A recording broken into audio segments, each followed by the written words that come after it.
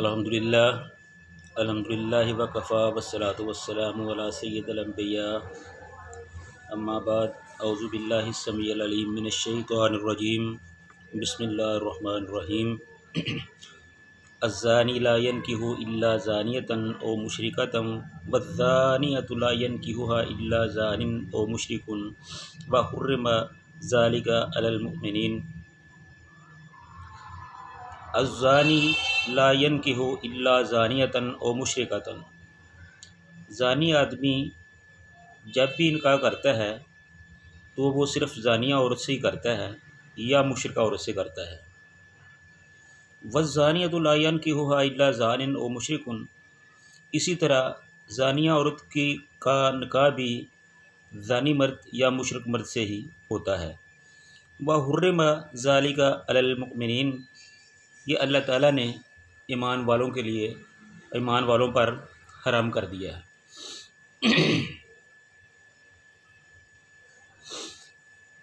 इस सूरत नूर की इब्तदाई आयात हैं। कल हमने सूरत नूर की पहली 2 आयात पढ़ी थी। पहली आयत में अल्लाह ताला ने इस सूरत को नाज़िल करने का जो पस मंज़र है वो बयान किया था, और दूसरी आयत में ज़ानिया औरत और ज़ानी मर्द की सज़ा के बारे में बताया था कि उसकी कितनी सज़ा है और किस तरह सज़ा देनी है और उसका क्या तरीक़ाकार है।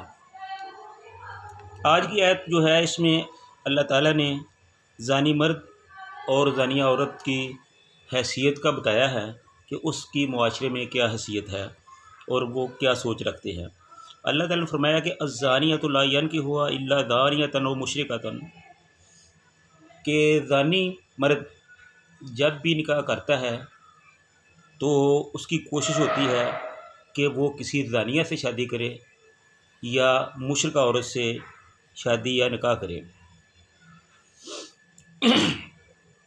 इसलिए कि चूँकि वो एक गलत लत में पड़ा होता है तो उसकी तरजीह यही होती है कि जो सोच उसकी है उसी की सोच रखने वाली औरत उसको मिले, ताकि आइंदा के लिए वो एक दूसरे के रास्ते में रुकावट ना बन सके।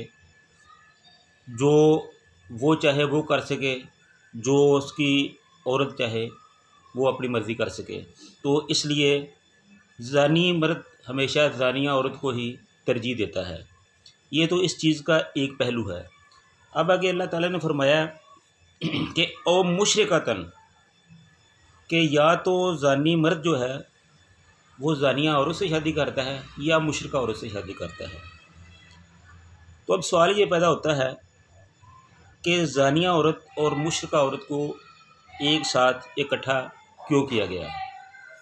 तो इसमें समझने वाली बात जो है वो ये है कि जिस तरह कोई गैरतमंद आदमी ये बर्दाश्त नहीं करता कि उसकी घरवाली किसी और की तरफ नज़र रखे, किसी और में दिलचस्पी ले, इसी तरह अल्लाह रब्बुल इज़्ज़त भी, अल्लाह रब्बुल इज़्ज़त की गैरत भी हरगिज़ गवारा नहीं करती कि उसका बनाया हुआ इंसान, उसका पैदा किया हुआ इंसान किसी और के दर पर जाए, अपनी ज़मीन न्याज़ को किसी और के सामने झुकाए।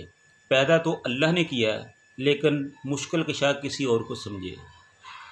उसकी ज़रूरतें तो अल्लाह ताला पूरी करता है लेकिन वो हाजत रवा किसी और को समझे। उसकी बीमारी को तो अल्लाह ताला दूर करता है लेकिन वो बिगड़ी बनाने वाला किसी और को समझे। ये जो मुशरिक है उसकी सोच भी बिल्कुल ज़ानिया औरत की तरह होती है कि उसकी भी कोशिश और ख्वाहिश होती है कि वो जो चाहे करती फिरे या वो ख़ुद जो करता फिरे और उसके रास्ते में कोई रुकावट ना हो। तो इस तरह अल्लाह ताला ने इन दोनों को एक ही पलड़े में रखा है कि ना तो ज़ानिया जो है वो इस चीज़ को गुनाह समझती है बल्कि इसको अपना हक़ समझती है। इसी तरह मुशरिक मर्द या मुशरिका औरत जो है वो भी शिरक को गुनाह नहीं समझता बल्कि उसको अपना हक़ समझते हैं। तो इसलिए अल्लाह ताला ने इन दोनों को एक ही पलड़े में रखा है। अल्लाह ताला से दुआ है कि इन दोनों कभी और बदअदाद से मुसलमानों को बचा के रखे। आगे अल्लाह ने फरमाया कि ला यनकिहुहा इल्ला ज़ानिन ओ मुशरिकुन, और जिस तरह ज़ानी मर्द ज़ानिया औरत या मुशरिका औरत को ही शादी की तरजीह में रखता है, इसी तरह ज़ानिया औरत भी ज़ानी मर्द और मुशरिक मर्द को तरजीह देती है। वल्लज़ीना व हुर्रिमा ज़ालिका अलल मुमिनीन, और ये चीज़ अल्लाह ताला ने ईमान वालों पर हराम कर दी है। यानी कि ईमान वालों को बचना चाहिए।